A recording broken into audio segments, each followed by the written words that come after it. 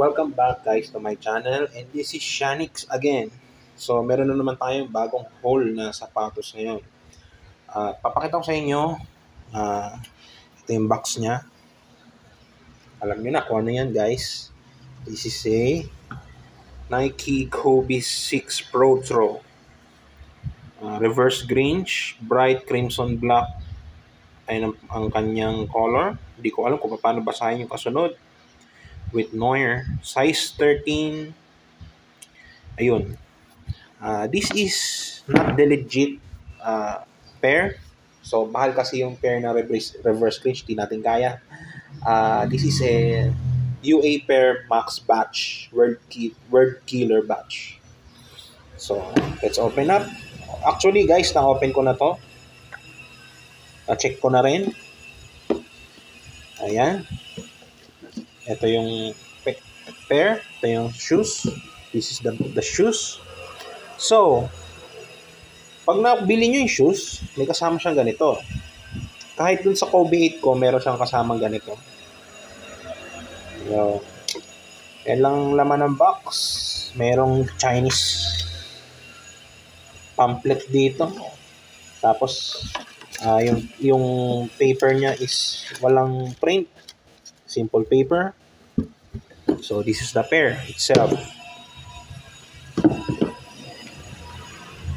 So, punta tayo sa sapatos. So, this is the shoes. Pagmasdan nyo maigi. I don't know if this is the updated version of Max Batch.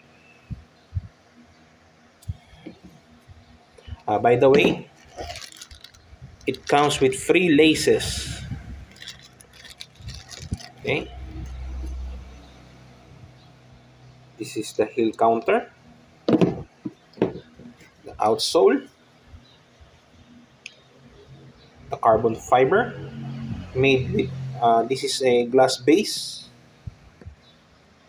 Pag malalaman mo, pag Max Batch, itong part na to, emboss. Kasi sa retail pair, hindi siya emboss, guys. Itong part na to. So, ayun, nasukat ko na rin siya. Okay naman ang fitting. Bouncy feeling. So, this is the scale. The scales. Kung mapapansin nyo, merong mga glitters. I don't know if you can see in the camera. There's a glitters.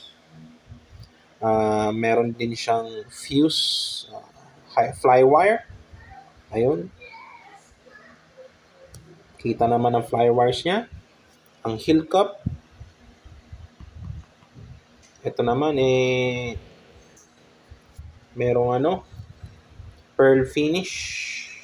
Pink. Parang pink to Ayun. Yung tongue.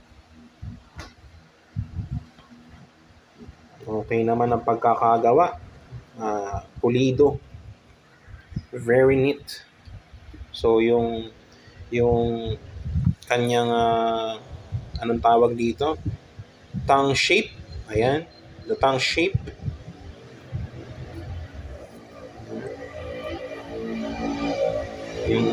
Itong niya, di ko alam kung anong tawag dito. Ankle support. Ayan. So, pag hinawakan mo, okay siya guys. Siya, talagang firm. Compare sa mga ibang batch like DF batch o GJR. Talaga, pag hinawakan mo, talagang iba yung feeling guys.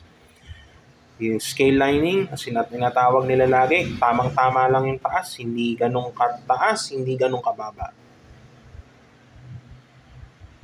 This is size 13. When it comes sa sizing, size 13, Euro size. Ang Euro size guys is mas maliit sa US ng isang size. So ako, size 12 ako sa US. Pero kinuha ko size 13. Kasi pagka size 12 Euro kinuha ko, masikip na sa akin, snug fit na. Ito talagang parang hinulma sa paa ko. Size 13. So, upsize siya ng isang size. Kung kukuha kayo guys, for example, kung size 10 ka, na US, go for the 11. Snug fit siya kasi, guys. Yun. Dito, sa kabila naman. Skyline niya, tamang-tama lang din. Yung kanyang swoosh.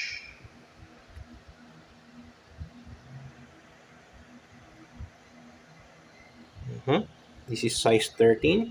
Yung kabilang pair. Same.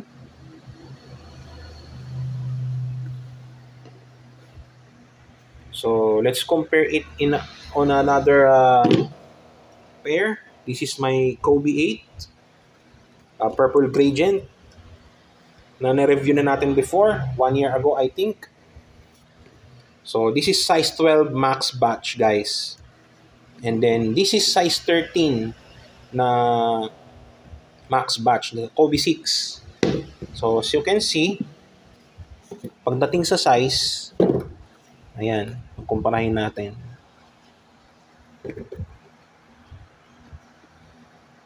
Yung isang pair na lang para saktong-sakto.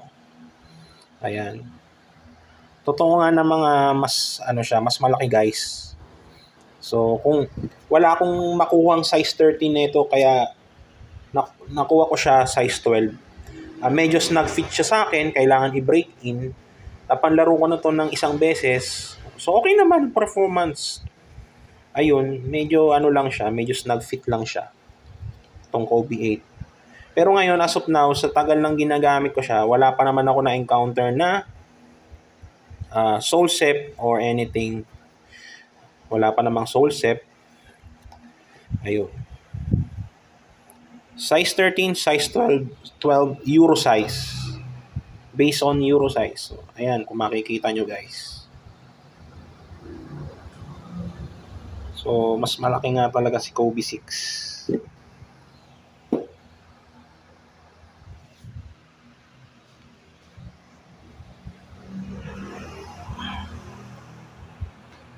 Okay? So, that's it, guys.